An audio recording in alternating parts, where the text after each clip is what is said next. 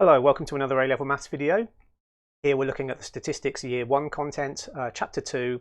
We're looking at Section 2.2 where we're going to introduce ourselves to measures of location such as percentiles and things like that. So to lead us into this, I've put 4 statements on the screen here, all of them to do with the median. Some of them are true, some of them are false. Can you pause the video please and work out which are the true statements and which are the false ones?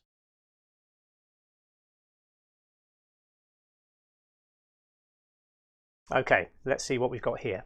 So statement A, the median is a measure of central tendency. That is true. That's what we learnt about in the last section, the last video.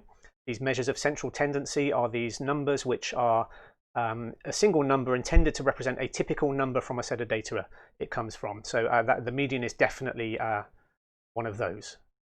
Okay, statement B, median is always equal to the most commonly occurring number in a set of data. That is false. What we're describing there is the mode of the set of data. And the median and the mode don't have to be equal to each other. Quite often they're not the same number. Okay, statement C, the median is always greater than or equal to the mean.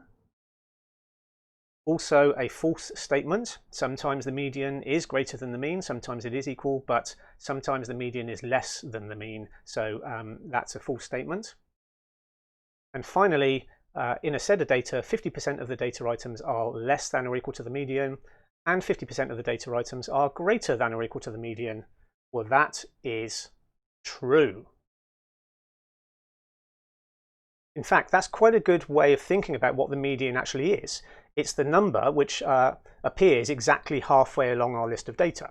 So let me show you what I mean. I've pulled up my spreadsheet here, and you can see here that I've got a column of numbers. So this is our set of data here. And if I sort of scroll down, you can kind of see, what the numbers are. Now the median is going to be the number which appears exactly halfway along that list, right? So that must mean that we have, here it is, roughly around 100 or 101 here. This is where we have 50% of our data up to here. That's where our median lives.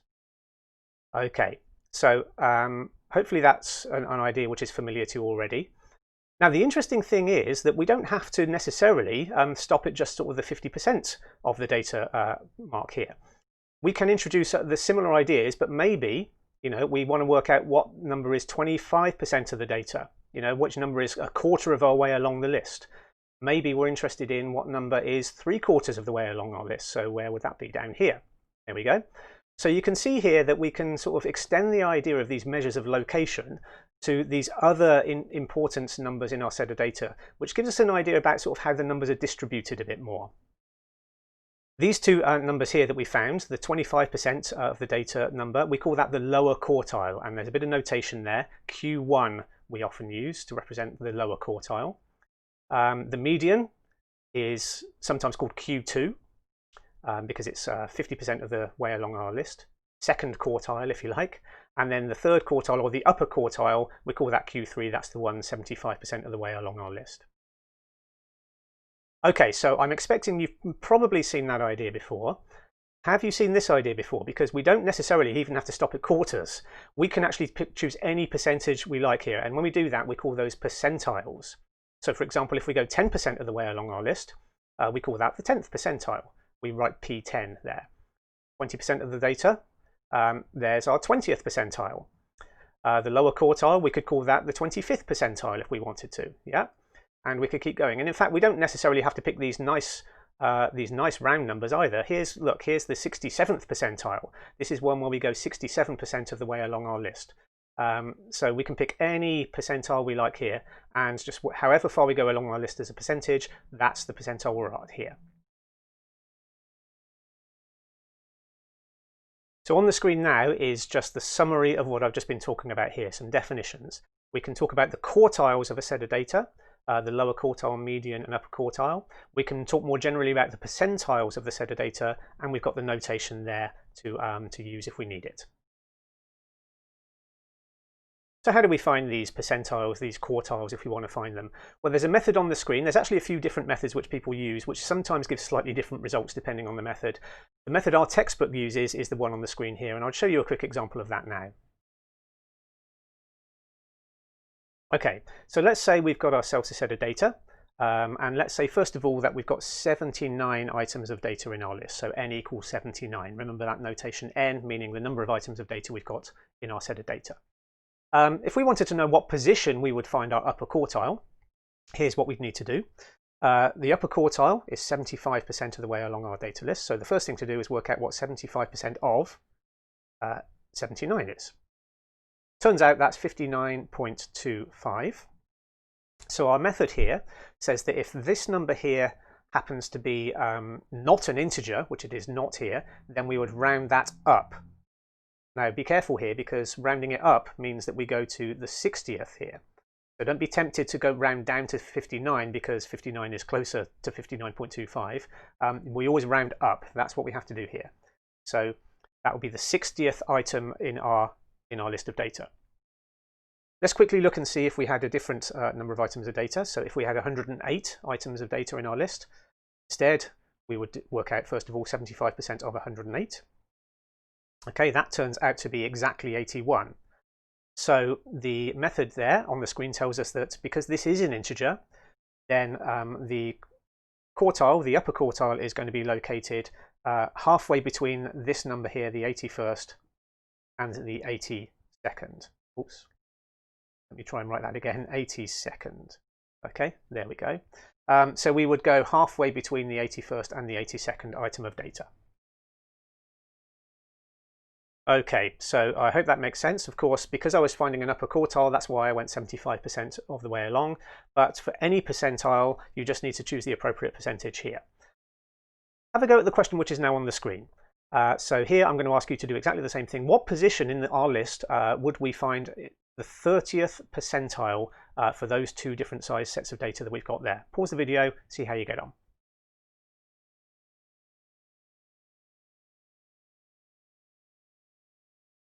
Okay, so let's do this one quickly. So if you had 510 items of data and you were after the 30th percentile, the first thing you'd do is you'd work out 30% of 510. Turns out to be exactly 153. Now, because that's an integer, that must mean that your 30th percentile is going to be the number halfway between the 153rd and the 154th item of data in your set. Hopefully you agree with that. If instead you had 654 items of data and you were after the 30th percentile, you would work out 30% of 654. Now that turns out to be 196.2. And because this is not an integer, you would round up. So you would go to the 197th item of data, and that's where you would find your 30th percentile if you had 654 items of data in your set. Now this is all well and good when you've got yourself a nice list of data and you know exactly every number in the list, but a lot of the time we're not going to have that. A lot of the time our data is given to us in a grouped frequency table, and we need to be able to estimate our quartiles and our percentiles and our median in that situation as well. And to do that, we're going to look at a really important technique which allows us to do this, called linear interpolation. So I'm going to show you how linear interpolation works with this example on the screen here. And here I'm going to use linear interpolation to estimate the lower quartile Q1.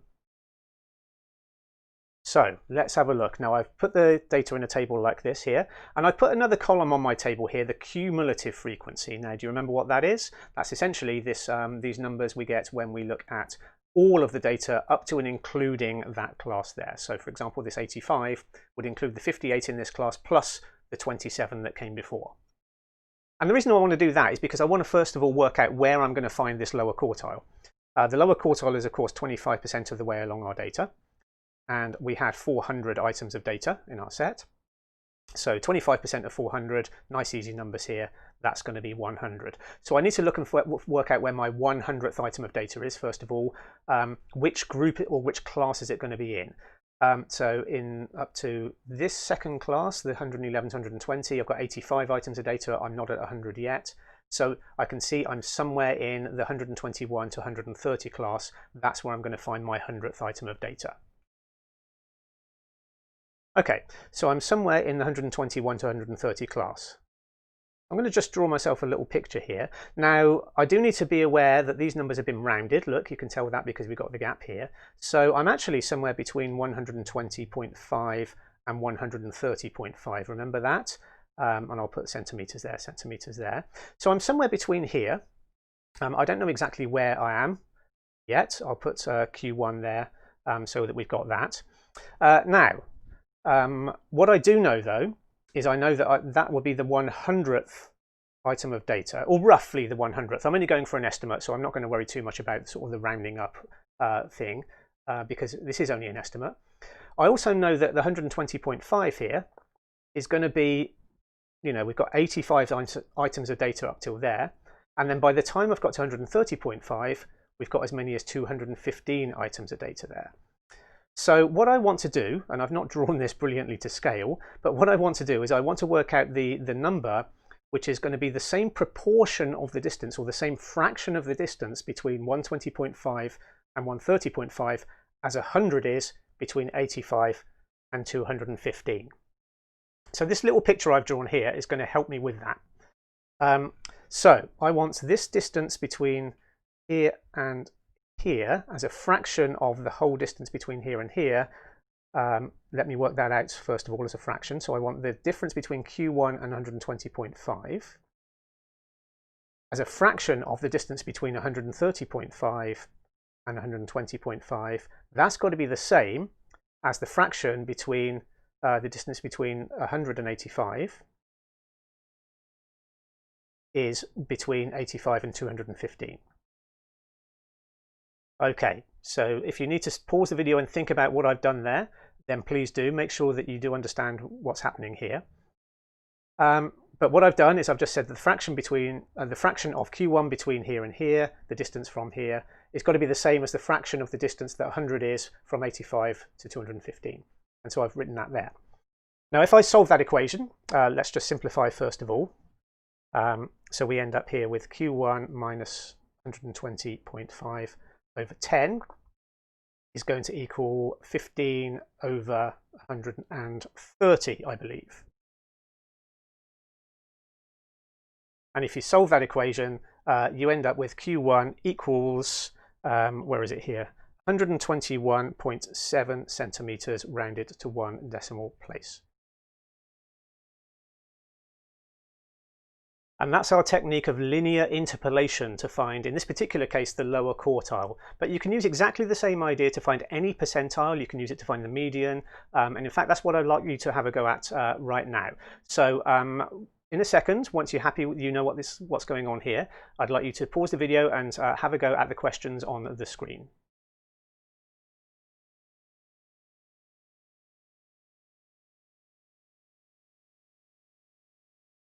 Okay, how did you get on here? It's quite a long process, isn't it, that you have to go through, so hopefully you did okay. I've written down my answer here for the median, Q2.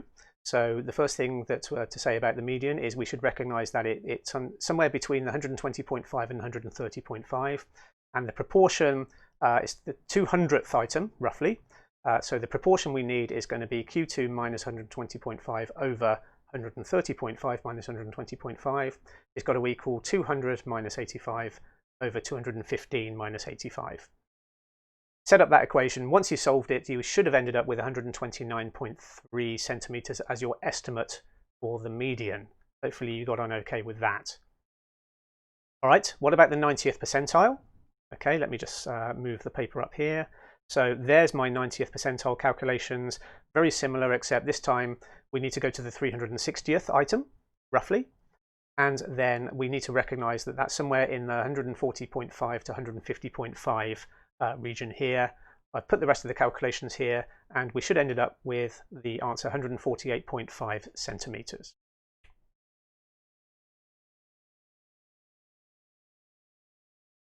So there we go then, linear interpolation. It's a really important technique, and you do need to know how to do it to work out these. Usually quartiles you'll be asked to do using interpolation, but you could be asked to do percentiles as well.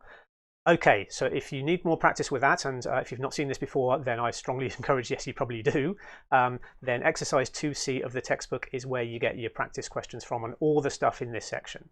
But that's it for this video, and I'll see you again next time.